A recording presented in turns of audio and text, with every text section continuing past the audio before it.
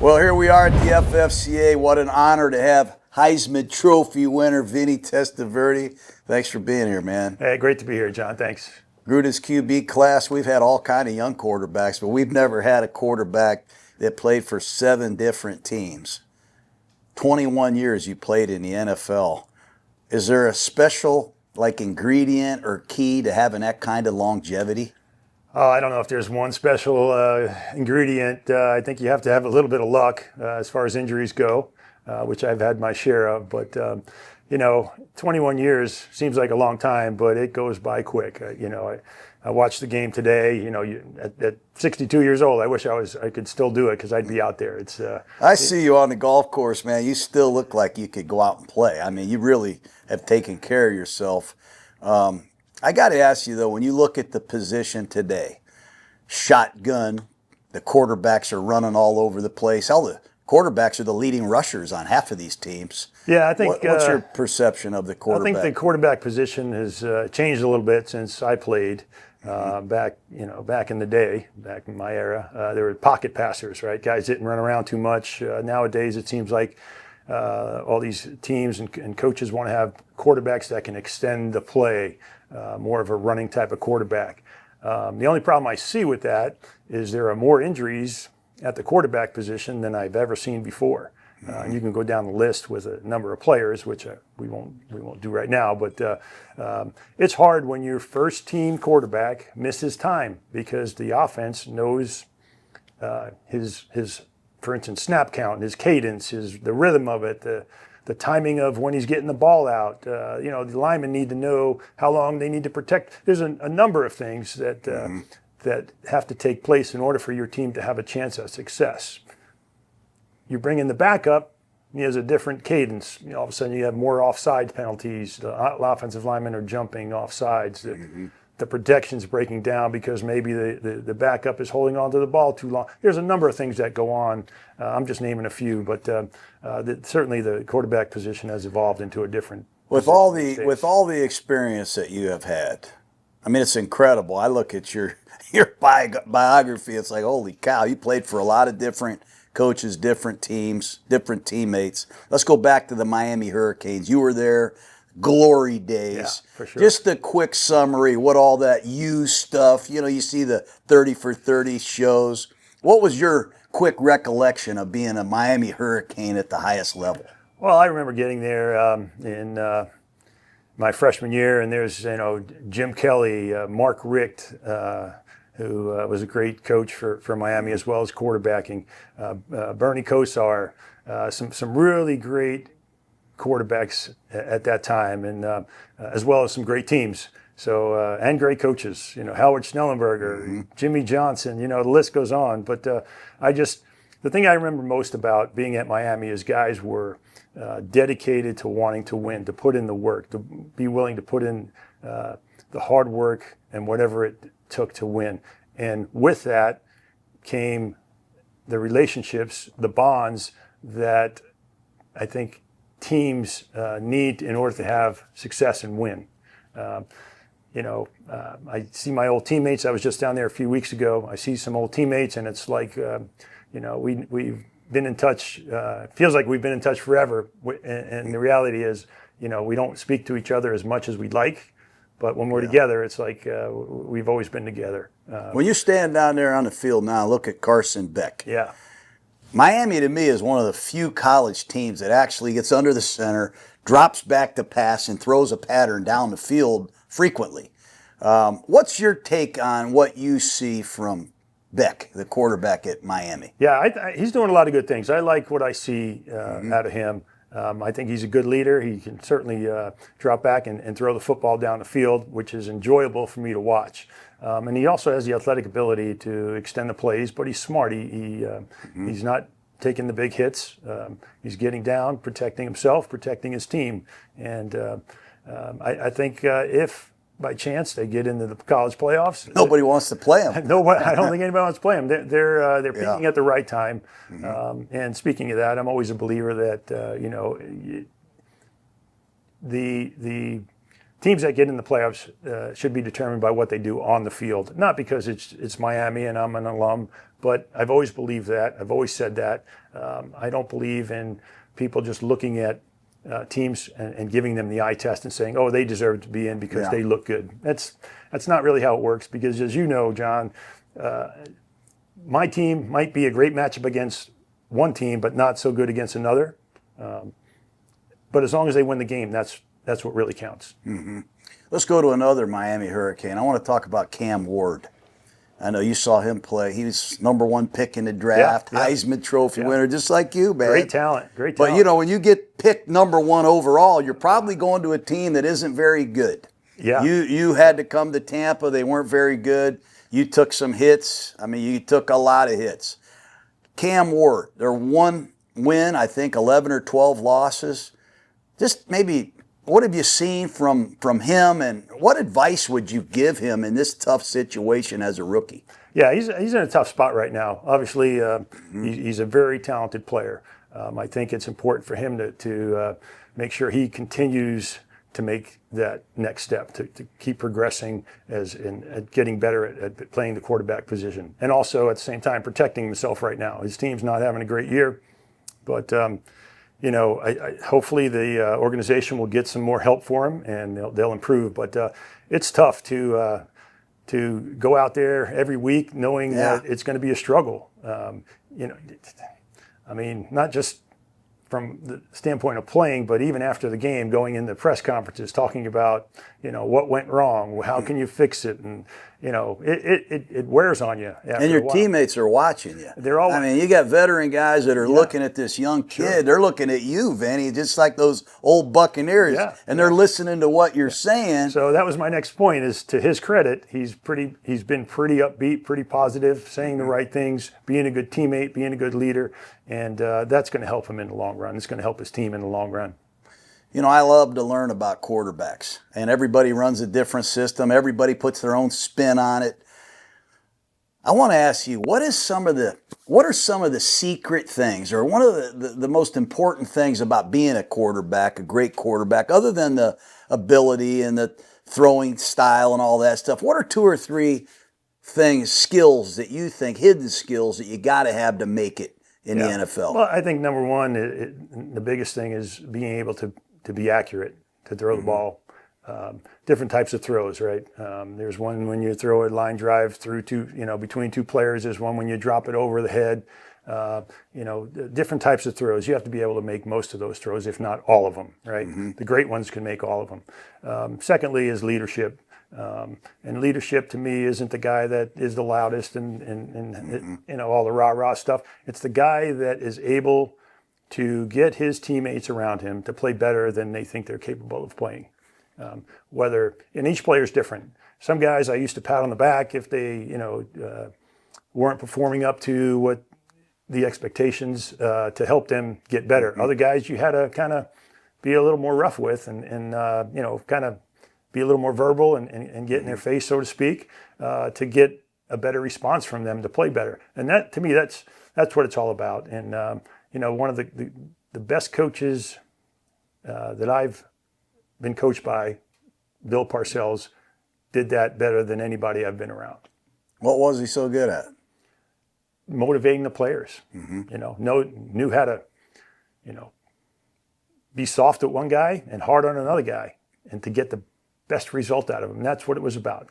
I remember we got into that shootout with you in the playoffs. You remember that out in Oakland? Yeah. We didn't want to get the ball back to you, man. I remember Charlie Garner took off on that bunch crunch to end the game, that 80-yard run. I was like, thank God. Yeah, you know, I think there was a hold on that play on. Yeah, there probably was. Tim Brown. I went back and watched that film. There was definitely. But let me ask you about the mental toughness piece here, because no matter how good you are, adversity is going to come calling, right? They're going to beat you up mentally, physically, but you got to be able to get up, and you got to have mental toughness. Yeah, that's probably the third point I was going to make, is the mentally tough, physically strong part. I used to have a sign in my locker that said exactly that. I used to look at that every day in the morning before practice, coming in after practice. No matter how successful your year goes, whether it's a team or individual, you're going to go through some tough times, right? And you have to be able to handle those difficult times. The easy times, obviously, the good times are easy to handle. It's the tough times when you go through a little bit of a losing streak, maybe 2 or 3 game losing streak, or you're not playing, you throw, 2 picks 3 weeks in a row, or it could be anything, right? It's just a tough time, and you have to be strong enough mentally to be able to put it behind you and go out the next game, the next play, whatever it might be, and perform at your best. I've always told this to guys, don't let the last play, whether it's good or bad, affect the next play. Put it behind you and be at your best for the very next play for your team. I remember I was coaching for Tampa. They brought you off the couch. They brought you out of retirement, and you kicked our ass. I think you did the same thing at Carolina. I think you got me twice off of the couch. That's probably why I'm sitting here. But what is your greatest, your greatest memory of all the football that you played? What 1 or 2 memories stick out the most, Vinny, in 21 years? There's a few of them. I think one, when I was playing for the Jets, we had that awful 3 quarters of football against the Miami Dolphins, and we came back in the fourth Monday quarter. night. The Monday Night Miracle, they call it. One of the more memorable games that I've been a part of. Well, you're going up to the Jets-Dolphins game this week. Yeah. They're going to have you reenact the play, you and Jumbo Elliott. Yeah, I don't think they'll have us on the field for that. But that game, go back there, because the score, everybody turned the game off. Yeah, So, to give you a quick little story, we were playing awful. Come second quarter, middle of second quarter, I throw a pass, and the crowd erupts. They're cheering them, and I'm thinking, what the heck's going on? Somebody do something? Come to find out, it was the first down we made of the game. That's why they were cheering. Oh, shit. I didn't know that until after, but that caught me by surprise. And Miami had a lot of good players, man. Oh, well, that was Jason Taylor and Zach Thomas. Yeah, they got guys. They were loaded. They were badasses. Yeah. Surtan's out there, Madison, right? Exactly. They had some great players. Yeah. But when did it start clicking? So fourth quarter comes. We're down by 24 points, and Dan Henning's my quarterback coach, offensive coordinator, and we go on the field, and he kind of just points to me. He's like, "You got it." Basically, call your own plays, do what you want. So we start going no huddle. I'm calling my own plays, and things are starting to click. And we get a little break here on a deflected pass, caught for a completion, and that kind of thing. And then we score a touchdown. Then we score another one, and here we come. Right, defense makes an interception. Before you know it, it's 1 a.m. and Jets win the ball game. I don't know how, but because I say I don't know how, but because the guys didn't give up. They still believed that we always had a chance. No matter what the score was, they played hard because they're good teammates. They didn't want to let the guy next to them that goes back to it's a reflection of Parcells, right? Yep. I mean, you might beat a Bill Parcells team on the scoreboard, but he just ran out of time. You never really felt like you were going to kick their ass. Yeah. But it was a credit to you guys. What other memories just jump off the... What other memories? Some not so good memories. Let's go back. Another good memory, winning a playoff game in the Meadowlands for Mr. Hess. I think it was his last year before he passed away. And it was a great win against the Jacksonville Jaguars up there. And then the flip side of that was, losing that same year, losing the playoff game to Denver, out in Denver for the AFC Championship game. We felt like we played really well. The weather was bad. It was really windy, 30-mile-an-hour plus winds. We had some turnovers, special team turnovers, offensive turnovers. Just disappointing because we felt like we played a really good ball game, except for 1 or 2 mistakes, and we could have been there. Can you just stand up and face me like I'm the defense, like you're the quarterback? I'm just curious. I've always curious about standard operating procedure. Okay. When you walk to the line of scrimmage, right, and you're determining, what calls to make. Hey, we're good, or right, the Ringo Lucky call. Yeah. What's your standard operating procedure? What would you look at after 21 years in the NFL? What was at the line of scrimmage? But where would you look? Would you look at the front? Would you look at the coverage? Was there anything that you... you look at all of it. You break the huddle and right away your eyes go to the play clock. You want to make sure you have enough time. If you have to audible check plays, Or if you don't have enough time, you got to get the guys up. We usually have code words to, hey, hurry up, right? Get up there, everybody gets set. Maybe you have motion that you have to cancel. But let's say you have enough time. Get up there. I'm checking the front, making sure if it's a run play, certainly that we can run the ball into this certain front. As I'm checking the front, I'm looking through the linebackers to the DBs, seeing how they're positioned. Because certain plays only work against certain pass plays only work against certain coverages, right? Yeah. And you have to figure out, hey, they might disguise a coverage, and if they do, what's your progression now? Right. Because if it's cover obviously, 3, you're going to go through one progression. If it's cover 2, for instance, you're going to go through another. But your mental process was, you got to see a lot, right? And you got to really be mentally quick, sure, right? Yeah, you're also checking, making sure you guys are lined up in the right formation, who's on the ball, who's off the ball, if it's... And then in the meetings with the quarterback coaches, I'm just curious, what quarterback coach would get you to play the best? Was there a certain style of coach, or was there a certain meeting room that you were in where you felt like you were better prepared than at any other point in your career? Yeah, I always go back to Dan Henning, and I had a lot of good coaches, but Dan Henning, I think, was really special because he knew how to handle the quarterbacks. He never really got on us too hard, but he got on us enough when we weren't performing at the level he thought we should. He got on us enough to make sure that we responded to that. But he was pretty good with us, and if we had to make halftime adjustments with him, he was great at doing that. There was a number of things with Dan that I really loved, which makes him one of my all-time favorite. What was so good about Ted Marchibroda? Ted was great. He's a legend. He's a legend. Yeah. He, Don Strock, who was Dan Marino's backup for a number of years in Miami with the Dolphins, was my quarterback coach, offense coordinator, and we had fun with Don because he was great with letting us go out there and play the game, right? But Ted, getting back to Ted, he would bring me in his office during the week, and we'd go watch film, and he was big on certain keys. See this safety here? He would tell me he's outside the number, so expect this coverage, or he's down inside the 10 yards, so expect that. This blitz, or this defensive end is stacked behind. He always looked for little keys like that, and he was great with that. And I love that about Ted. Because what do you think of all these clapping quarterbacks? The snap count. I don't really get it. I don't know the reason for it, and probably because I don't follow the game as closely anymore. But I can't say one way or the other because I don't know what. What was do you remember a good snap count you liked? Yeah. So can we hear a Vinny Testaverde snap count? Hell, that would be an honor to get that. So there were a couple things I used to do for like a hard count, try and get defense offsides. It was the hard count on 3. Also with a knee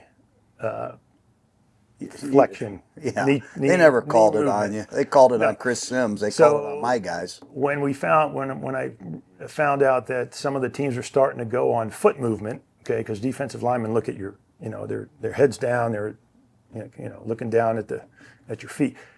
Quarterbacks would, before they get the snap, they'd move their off foot just so they can pivot.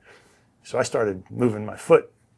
You dog. Before, and guys would start jumping, and then I remember one game the referee came over to me and says, "We're going to be watching for your feet and your knee." I'm like, I don't know what you're talking about. It's because these D-line coaches, they're probably whining about it. Yeah, exactly. But hard counts are good. We set them up, go on 2. Can we hear something like an on 1? Well, we go, set blue 80. Come on, man. you want a real one? Fuck yeah, man. I want to, hell yeah. You're Vinny Testaverde, man. Give me something. All right. I got to get up and do it. Yeah, this is great, man. So there's... On 1, normal count. Okay. Set, blue 80, blue 80, hot. Okay, that's pretty much all the time until you go on a hard count. So now we go on 2, which is the setup to go on 3. Let's hear the 2. Here's on 2. Right? Okay. I'm not really expecting anybody to jump off sides. Okay. Set, blue 80, blue 80, hot, hot. Okay. Okay, now let me hear this. So now you do that a few times. Now we go on 3. This is the setup to get them off sides, right? Set, blue 80, hot, hot, hot. Pretty good, isn't it? That's pretty damn good, Vinny. And that, that hut. It's voice inflection. Most guys, exactly. Hut, right? They're jumping on 2, but now we're going on 3. So we used to tell our quarterbacks, you don't need a quarterback coach to teach you the snap count. Right. Go home at night, lay in your bed, and you don't have to scream in your bed, but Right. just practice the rhythm and the voice inflection of going on a hard count. And this is why we talked earlier about a backup guy coming in. If your first team guy gets hurt as quarterback, they have a different rhythm to their cadence, their snap count, and you see guys jump off sides. This is why it's important for that first team guy to take care of himself and protect himself on the field, so he's not. Here's a few names I'll fire at you. Just give me a couple sentences, a little recollection. How in the hell did Wayne Corbett do what he did? Oh, my man. Yeah, I want to know. He ran routes like he was a quarterback. He understood from his point of view what the quarterback was looking at.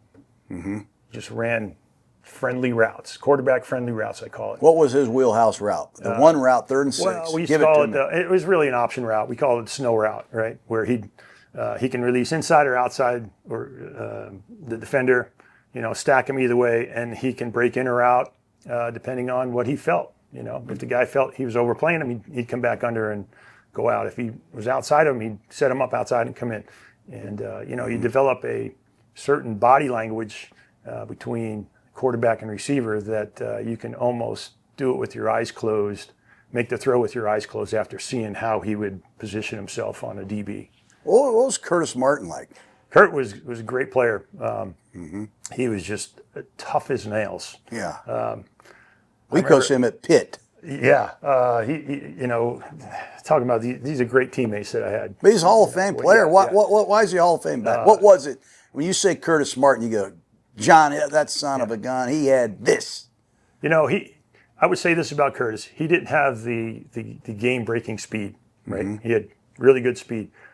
He was smarter than people realize, because he would study the tapes. He would understand what the offensive line's job was versus all the fronts, right? So he can be patient on one run, right? Like Ride 34 was the name of a play. He can be patient on one of them because of the way the front was set up, and he knew how the blocking scheme was working, versus a different front where it was more of a quick-hitting run with the same play call. But he was smart as. What about Steve Smith? Steve Smith. He was my favorite. I tell you what, he is gritty now. Yeah. He had a. He was really young when you were with him. Yeah, he had a chip on his shoulder, man. He would fight, man. I don't want to get into the story, but he would fight anybody. Wow. I'm telling you, he would fight anybody, and I saw it personally. Well, let me hear some of the Mount Rushmore guys that you played with, skill guys that fans would recognize, guys that you would take with you anywhere. I know you have a lot of guys, but just give me a tight end. Give me a tight end. Tight end, guy that played here in Tampa, Ron Hall. Yeah. He played in Hawaii, Yeah. Tough as nails. He can Ron block. Hall, that's a great call. He can run routes. He can catch. He could do it all. Okay, who's your split end on the backside of trips? Who you taking? Split end. Terry Glenn. Terry Glenn. Terry Glenn, had him in Dallas. Guy can make every catch. Didn't matter where the ball was. How about your Z on the outside? Strong side. Yeah. Tough one. I got to throw Keyshawn Johnson in there too. Yeah. He was another big target.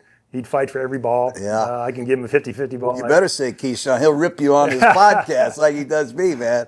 But yeah, he would fight for every ball. I wouldn't have to worry about. Corbett would be in the slot? Yeah, he would be in the slot. Yeah, for sure. Curtis Martin, my running back. How did you deal with guys like that? A guy like Steve Smith and Keyshawn. You got a lot of guys that want the ball that are great players. Well, you're in the huddle. We used to run double go. And I remember Rich Gannon goes, "Who do you want me to throw it to? Jerry Rice or Tim Brown?" I said, "That's your problem." But, exactly. How did you deal with the dynamics of that? So I had some history with this at the University of Miami. Right. I had Brian Blades, Jesus. who was a first-round pick at the University of Miami. Yeah. Brett Perryman, first-round pick. Detroit Lions, great player. Right. out of Miami. Michael Irvin, first round pick out of Miami.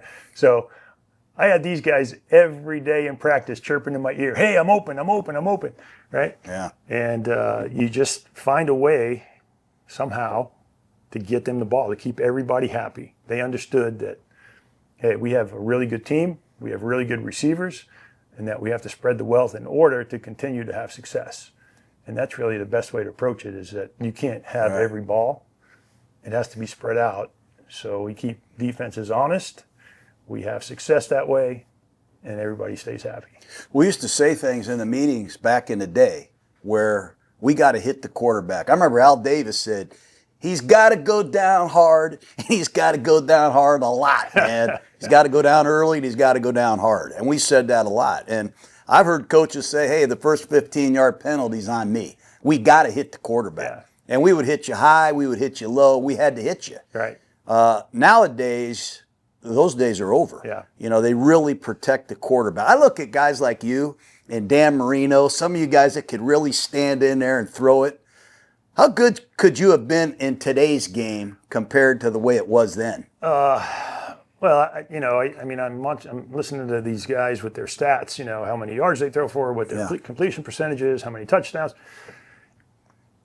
Did you ever throw a bubble pass? Very few. That's what I'm saying. I'm not saying it's easy to do, right? Right. The quarterback position is probably the hardest position to play in all of sports, right? Mm-hmm. At least it was when I played. But it is easier than it was back then, in my opinion. And if you ask most of the guys that played the position, they'd say the same thing. But don't get me wrong, it's not easy. Mm-hmm. There's still a lot of things they have to do today that we still did back then. It's still a physical game. Yes, they're probably getting the majority of the calls for flags because of an accidental hit to the head. Or listen, these guys are wearing helmets and pads for a reason, right? You can't throw every flag for every little. Well, not only that, Vinny, the communication is a lot better now than it was. I remember when you played, I'd be the signal guy on the sideline. Right. I'd have to signal like 2, jet, Dino, Y, shallow, cross. And you'd have to memorize all the formations. Am I right? Right. True. So tell me about that. You're in the huddle, and how did it go? How did you get the information? So it's just like you said. Almost every formation, whatever it was, a signal, and then you're doing all this Dino, flanker, short post, all this stuff. But when I got with Sam Weiss, he would just like touch his ear, and that would, for me, there was another layer of studying, because now I had to know the formation, the play, the audibles that came with him touching his. That meant everything. Where you're signaling all these different things to me about the formation, the play, sometimes even a snap count too, right? So it's easier now with the. I'm talking to you. Hey, Vinny, it's trips right. Heads up for the search block right here. But don't forget. It's a little easier. And tell Bobby to check 2x2 on the backside, right? It's definitely easier from that. What's the biggest difference for a quarterback, being honest? You play at the Hurricanes. You're going up against all these great players at Miami in practice. But what's so hard about the NFL compared to Miami, Florida, the biggest level of college football, to the NFL? What's the dramatic difference for you? I'll put it like this. When you're in high school, there might be one really good player on the field. When you go to college, there might be 5 or 6. You get to the NFL, they're all pretty darn good. Mm-hmm. That's the biggest difference. Everybody's fast, everybody's physical, everybody's strong. Speed. You might have a weakness here or there that you try and exploit, but for the most part, they're all pretty good. And then, from there you look at the schemes. Schematically, where do we want to attack? What are their defense's weaknesses? When you threw the interceptions earlier in your career, and you had a lot of them, and you were criticized, but you had to study those interceptions. And I've always said, every interception has a story. Sometimes it's batted at the line of scrimmage. Right. Sometimes the guy dropped it. It hit him right in his freaking chest. Sometimes the guy ran a horse shit route. Yeah. But there's a million reasons. But when you looked at the interceptions early in your career, How did you correct that? What was the one or two dramatic things that helped you get better at ball security and decision making and all that good stuff? Yeah, well, I certainly threw my share of interceptions. I threw a lot of them, especially early on in my career. And the ones that we'll say are not your fault, right? The drop balls, the wrong routes, tip passes. There's nothing you can do about those. That's just part of the game, right? But the ones where I felt like they were my fault, where I made a bad read or a bad throw, those are all correctable, right? And those are the ones you really focus in on, try not to do again. Whether it's making sure if you're earlier in the game, you don't force a ball that doesn't need to be forced. A shot play. You don't, I got to throw it, man. I'm dying to throw because I can. Yeah. Or decisions when scrambling, right? Right. Or compared to when it's late in the game and when you have to have it, right? Yeah, and this is like do or die. So if you don't throw it, you don't have any chance. What about when you got a shitty defense and you're like, hey, we got to score here every possession or we're not going to win? There's Is that there too. But you still have to take pick your spots, right? When you take your shots, because even though you might say our defense isn't playing good today. There's still always a chance that with a turnover or a special teams score or something that you're back in the ball game. Yeah.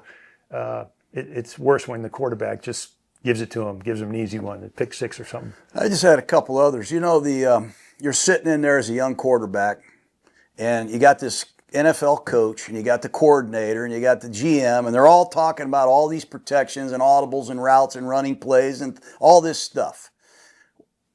When do you say, hey, I don't understand that? Or, wait a second, can you slow down and do that again? Yeah. No, don't call that play. I hate that play. Right. Aren't you sometimes a victim of not wanting to be that guy that says, hey, stop, it's too much? Or what's your advice to young quarterbacks that might need to train to slow down a little bit so they do learn the things that they really think they've learned? Right. Well, I think a good quarterback coach is going to make sure that he knows his guy understands all that, what the protections are, what the run audible checks are. By asking the quarterback to respond to the question so he can tell the quarterback coach what the scheme is, what the how are we protecting this versus this look versus that look, right? Not just give him his notebook, his playbook, and write it on the board, and then the coach goes home for the night, the quarterback goes home for the night, and he has no idea what's going on. I've experienced both. Early in my career, I was lost a little bit, right, as young quarterbacks have experienced. But it's important to know as a young quarterback that you better make sure that you know the game plan, the play called, everybody's responsibility on the offensive side of the ball, what they're doing better than the coaches know or even the players that are doing it know. You have to know every spot on the field, every position. You love the quarterback position. I mean, you and I have known each other for a long time. The fundamentals of passing the ball, I think it all starts from the bottom up. Absolutely. And if you would just stand up like you're taking a snap from center, underneath the center, put your hands under the table there, and let me see your feet, how you took the snap. So your first step, you were screwing that left foot in, right? Right, back and screwing, right. So now when you're in the shotgun, here's what I'm seeing. When you're standing, just face Clay. Clay, get this, can you? No, face Jake. Face Jake. Can you get his feet? Get his feet, I'll get coach here. I'm just saying, when you're in the gun now, don't you keep the feet the same as when you're under the center? Well, so there are two schools of thought. Yeah. So most people like to keep the feet the same. Okay. So when they actually get the ball, let's go back for a second. Let's talk about under center, quick slant. Yeah. 3-step drop, ball's Perfect. out, right? Let's go to the gun. Now you call it same play, slant route, right? What's the timing? Because now you got 5 yards between you and the football. By the time it gets there, that can equal 1 step, right? Mm-hmm. So do you keep the feet the same and take 3 steps? No, you got to convert the setup. Right. Or do you alternate the feet and take 2 steps? Yeah, that's the money question. That's why I'm asking you, Vinny. Right. So did you switch your feet? I'd always switch my feet a little bit because the first step is this, right? Mm-hmm. The first step is the snap of the ball. So that's 1, right? You can either go 2 because of the timing of the and throw it, or you can keep your feet the same, right? And just go 1, 2, and throw. Or we switch the feet of the receivers and tell them to run a 4-step slant. Or, correct, go deeper on the slant so it all times out. Yeah. But most of the teams I've been on kept it the same. Mm-hmm. Because when you get in huddle and you say, that's right, whatever, 0 out slot, 62 D slant, or 0 out slot, gun, 62 D slant. The receivers don't hear the gun. Can you walk over here? Can you still move around, or are you beat up? Is your body all beat up? Where are you? What injuries did you have? Give us the medics right here. What have you had? Well, the most serious injury I have is my left Achilles. Left Achilles? Yeah, first game. How did you do that? Just dropping back? It was a handoff. Just like a routine movement. Hand the ball off. Running back goes through the hole, gets hit, fumbles. I go to step to go try and recover the fumble, and my Achilles popped when I stepped on the turf. So draw up a play, will you? Let me see something. This Gruden Goes Long is brought to you by DraftKings Sportsbook. One touchdown can change everything. The crowd, the momentum, the game itself. It just never gets old. Feel that same rush with our partners at DraftKings Sportsbook, an official sports betting partner of the NFL, where every touchdown can bring you closer to cashing in. Here's the best part. New customers bet just $5. And if your bet wins, you get $200 in bonus bets instantly. And Missouri listeners, listen up. DraftKings Sportsbook is live in the Show Me State on December 1st. So check out the app for exclusive offers today. Use code Gruden. That's Gruden. Code Gruden. Sign up today. In partnership with DraftKings, the crown is yours. When Vinny Testaverde is gone and gone forever, what will be the one route that will live in the Testaverde Hall of Fame forever? What route is in your wallet that you got to have in the game plan? Got to have it. Okay, we'll go. The 0 out slot, okay? Slot side is my halfback who's now a third receiver, right? Okay, yep. 52, all go. Dog, that was the name of the play. Dog meant these guys are on 12-yard comebacks. 12. Right? All go. These guys are on seam routes. Mm-hmm. Right? And this guy had an adjustment. Versus cover two. This guy went Mike to Sam. Nobody home. He's over the ball. Right? Mm-hmm. Cover 3. Middle safety. You're just working the seams. Possibly. You're looking at safety off. Yeah. If the linebackers, Will linebacker got too deep, Sam linebacker or strong safety got too deep, we're just coming out here or out here. So whatever side I drop back to, right? If I work the right seam, I'm just going to come down to the comeback to my check down. If I work the left seam, I'm going to work the left seam to my comeback, back to the check down. If you called that play 10 times, yeah, how many times would the back get it on the check down? With me? Yeah. Maybe 2 to 3. But that's, that's if you see everybody. That's the play you got to have. Dropping right now. You just know, take it, get 5 yards, 6 yards. And then you're in the gun. Let me see your footwork. Yeah. Oh, shit. Let's see your foot. You going to go 3 and hitch? Yeah, but it's so with Paul Hackett, right? West Coast offense guy. We had, even though say it was a 5-step drop or a 7-step drop, it would be a different rhythm to it. So one was a quicker 7 opposed to a deeper 7, depending on the play called. Because if you took 5, you were ready too soon because everything is rhythm and timing in the passing game. Heck, it was unbelievable, right? wasn't he? So we used to adjust our steps, right? That's so awesome. If it was 0 out slot, 52 all go special, dog, or all go dog, it would be a 3-step drop from the gun, but it would be more of a slower drop. A little slower tempo, yeah. Right. So how like you're a big son bitch, you're in the huddle. How would you sound when you called that play? Yeah. What would you sound like in the huddle? Let me hear it.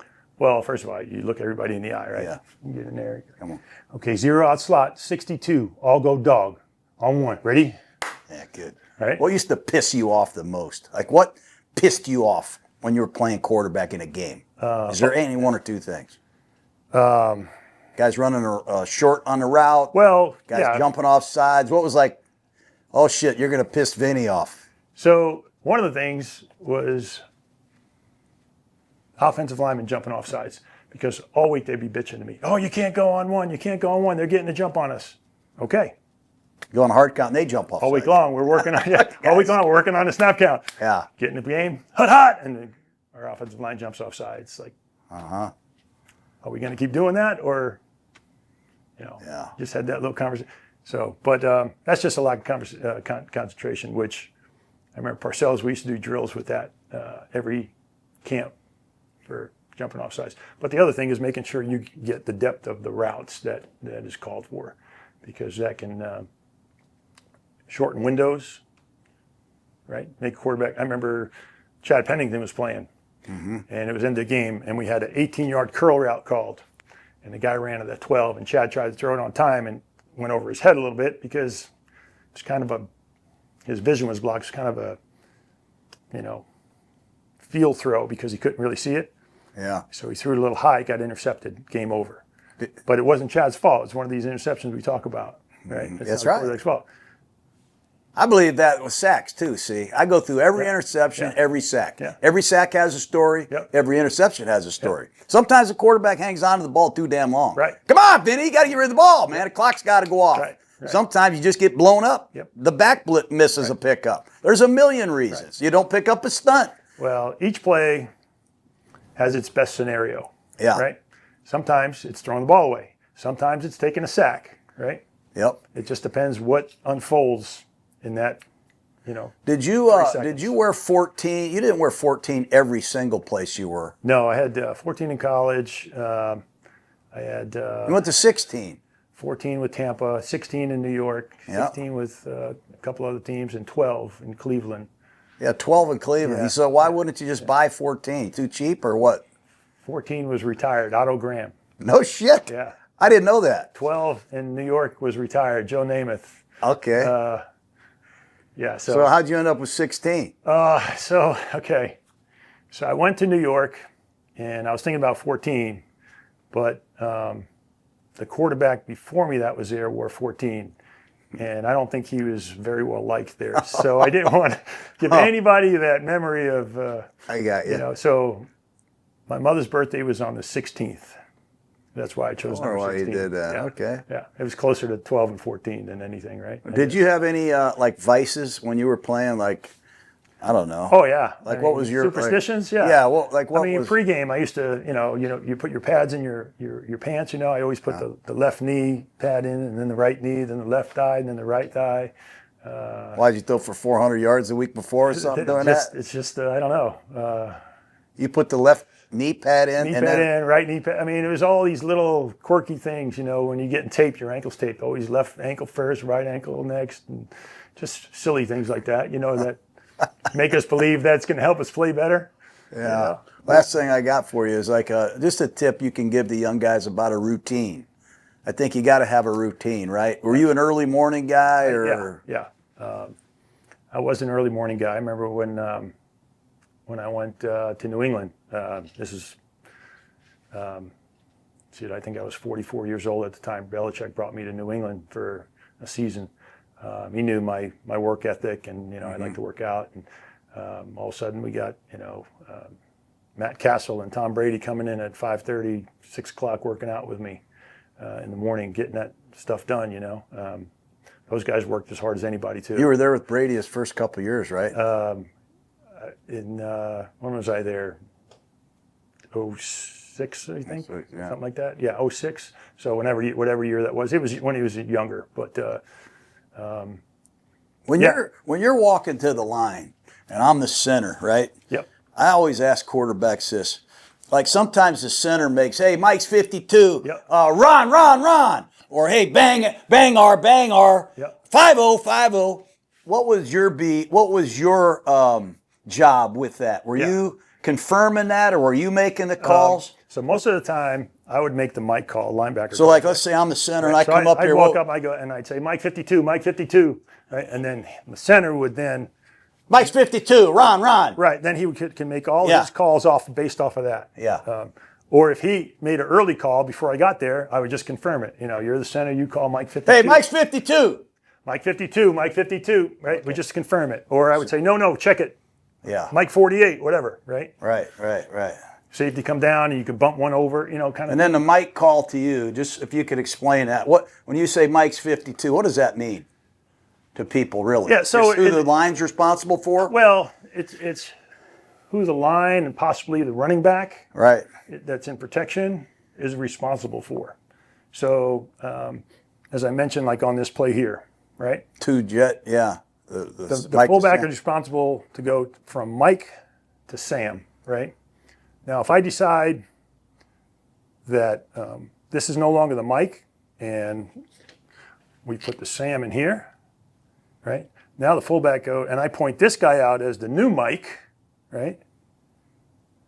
Now the fullback goes from new Mike to strong safety, instead of the original Mike to Sam. So, and once the line knows that, then they know who to block because everybody has to be accounted for. But that battery between the quarterback and the center, that's critical. Well, Now you don't always go up there and say Mike on just passing plays. Don't you have to do it on running plays? Every play. Because you don't want them to know that when you point to the mic, it's only a passing play. Yeah. Right? Or a lot of times in the running game, they also have to know. Would you steal signals and steal calls from the defense? Like if you hear of a guy going, hey, down right, close right, or sky, or box, Well, or making signals, would you steal? I remember early in my career with the Bucks, we had some signals because everything was hand signaled, and it made it a little easier to play the game. But, if you're not, shoot, I know New England got in trouble for it, but I think they were filming it, but we were just watching other coaches hand signal, and if you're not smart enough to have dummy signalers, then that's on you.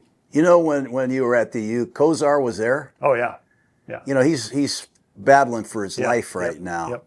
Yep. What's your recollection of him? He had the funniest style of throwing and moving and just making throws. He was like double jointed or something. Bernie threw sidearm. Right? Yeah. He was kind of a Larry Bird of football, right? He just probably didn't look like the best athlete, but he certainly was one of the best in the results that he got. We had some great quarterbacks at the University of Miami. George Myra, going way back. Jim Kelly. The kids today. Cam Ward. Gino Torretta. Yeah. Bernie Kosar. Greg Erickson. A lot of guys, including myself. Bernie Kosar. Bernie Kosar, best University of Miami quarterback to play there. It's not even a question in my mind. Mm-hmm. Not even a question. He was a badass, wasn't he? He was really good. Yeah. He was smart. He was accurate. Great leader. And a good friend. Yeah, that's all. How's he doing? Have you talked to him at all? I haven't talked to him in the last little bit, but he's strong-willed, so hopefully things. Yeah. Well, thanks for doing this, man. Yeah, this was good to awesome. be here. Yeah, shit. Brought back some Vinny good memories. Testaverde, man. Yeah, that was great. I never liked you. You got off a couch and beat my ass, Clay. We're playing the Jets up in New York. All their quarterbacks are hurt. Every freaking one of them. They got nobody. They call Vinny Testaverde. He's on his couch in Tampa getting ready to go play golf. He comes in on a Tuesday and plays Sunday and beat my ass. You son of a bitch. Yeah. I did that twice in my career. Yeah, both times, I think. I went to, you were the first time, and then the second time I went to Carolina. Flight, you guys are not film this, but I'm pretty much retired, thinking I'm retiring, right? This season. I haven't played. It's, week 5. Ken Wisenhunt, Arizona Cardinals, calls me. Hey, we lost our quarterback. Matt Leinart went down. What do you think? I'm like, yeah, all right, Ken. This is whenever, when they play the game, whenever.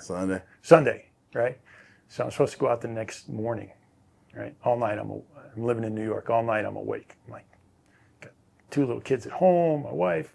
They're not coming with me. They're staying in New York. I can't do it. It's across the country. I won't get to see my kids. So I call Ken the next morning, 6 a.m. Ken, I can't do it. He said, what? Are you kidding me? He hangs up the phone on me. He's mad. I don't blame him. So 9 a.m., I see my 8 a.m. my wife, she wakes up and she's like, what are you doing home? I thought you were supposed to leave at 6 a.m. Yeah, I couldn't do it. I'm not going anywhere. She's like, you're kidding. I'm like, nope, staying home. 9 a.m. the phone rings. Strength coach that was with me in Cleveland and Baltimore calls me, Jerry Simmons. He's like, hey, we need a quarterback. Carolina? He's in Carolina with the Panthers. What are you doing? I'm like, well, I just hung up the phone with Ken Wisnut, told him I wasn't coming, but you're a lot closer, so I'll come. Tell me you didn't play Arizona. So I go to Carolina. I'm supposed to get there on Tuesday, get my physical and stuff. Flights get canceled. I get there Wednesday morning, get my physical, run through the locker room, getting equipment on. They're out of practice already. Run out to practice, come to find out Jake Delhomme is hurt, and the backup, David Carr, is hurt. There's a kid named a rookie kid, Matt Moore. Man, I remember Matt. They tell me, hey, you're going to split reps with Matt all week. Okay, so get in there. Split reps Wednesday, Thursday, Friday, Saturday night. John Fox is the head coach. Comes to me, he's like, hey, you ready to go tomorrow? I'm like, yeah, I'm ready. He's like, okay, you're starting. Fucking Fox. Who do you think we play? Arizona Cardinals. And you beat their ass? So we wind up beating them. Go across, shake Ken Wisenhunt's hand. Wouldn't even look at me. I'm like, Ken, Yeah. God, you took more money. I said, Ken, I didn't. I actually took less money. And when I saw him in the offseason at a golf outing, I told him the whole story. I took less money. Just, with the family, it didn't work out. But anyway, we've made up. And Me and Fox are coaching together in the Hula Bowl. yeah. He's my defensive coach. He's my assistant head coach. So if you want to come down and help us with quarterbacks, come on down, man. That's great. You're awesome, man. Yeah. Was that cool or what, man? Yeah, that was great. Yeah. Look at this, how he signs it, Jake. What do you notice about this? He's signing it left-handed. What are you, ambidextrous? I do. Yeah, a little bit. You kick left-footed? No, You eat left-handed? I do. Is that ambidextrous or just weird? Well, it's true. It's not the true definition. Did you? What's he signed that as? Does it say Heisman? Yeah. So, like, I throw righty. I eat lefty. I right lefty. I shoot pool lefty. Kick left-footed? No, right-footed. I shoot a Gun? rifle or a gun lefty. I shoot a so. Baskets? Think about this: lefty, bow and arrow, right? Shoot a jump shot. Righty. That's weird, man. Here's how I shave. Left hand, right hand. What do you mean, left hand, right hand? Shave the left side of my face with my left hand, right side of my face with my right hand. You are a strange dude. How do you do it? Electric razor. Now that I think about it, I just go like Yeah, that. I do left side. I did it this morning. That's the one weird one. Yeah, that is weird. Yeah. We played the Miami Hurricanes. My wife was a cheerleader at Tennessee. This is a year before I got to Tennessee, and they played the Hurricanes in the Sugar Bowl. Vinny was sick as hell, man. He couldn't even walk. But I'll never forget this. Ron Zook, who's our friend, right, Jake? Yep. Zook is the secondary coach for Tennessee. And this is like a great story about Zook. Zook, he bit his fingernails all the way down to the bone, right? He was a really fired up guy every week. And every time we had a game, he would go out there and watch the opposing quarterbacks. He's a secondary coach. So we'd go out there and watch Mississippi State. He'd go out there and watch all these teams. He'd come in there. He'd say, well, I got a pretty good quarterback. I got a pretty good quarterback. They said when they went out and watched you throwing in pregame, they said you had your legs like spread like way apart here. And they said you were throwing like bombs, like 60 yards down the field. They said Zook was in his locker going, holy fucking shit, man. You just That was great. Yeah. What was your recollection, though, about those Vols, yeah, man? they're pretty good. Yeah, not one of my better games. Yeah, that was great too, man. Of course, So- you know, your wife Cindy, she doesn't let me live it down. yeah. We gotta I think watch last some time I Jets. saw Cindy, she was with all her cheerleader friends. Yeah, they were up at Avila. She introduced me to them. Yeah, that made their whole trip. Yeah. That was the greatest thing ever, man. All good Yeah. stuff. So what would you do? So here's college, right? Pinky in the third groove. Calf down, third groove down. Ring finger rest on top. And then this index finger would be way up high. Oh, kidding. And then when I got to the pros, because the balls they had to be new. In college, you can break them in, rub them down, practice with them even, like they do today in the NFL. Yeah. So when I got to the pros, because the balls can't come out of the box and they were slick, I had to slide one lace down. So you changed your grip? I changed my grip my rookie year at Tampa Bay, I've never heard of a guy changing his grip, man. which was a little different at first. I Now don't if want I had to throw a line drive ball, it was no problem. But it's when you had to get it over the backer, it's a Wow. deal. I don't want to screw up my game ball, Jake. I don't want to Testaverde to grip the 24-21 victory off of there. Wait, which game is that? Steelers. I think that was the last game I coached. No, one of the last. Anyways, that's some great stuff. I didn't know you wrote left-handed till today, man. Huh? And you changed your grip? I could have coached you. Come on. Let's coach. Shit. I don't know about anymore. That was awesome, man.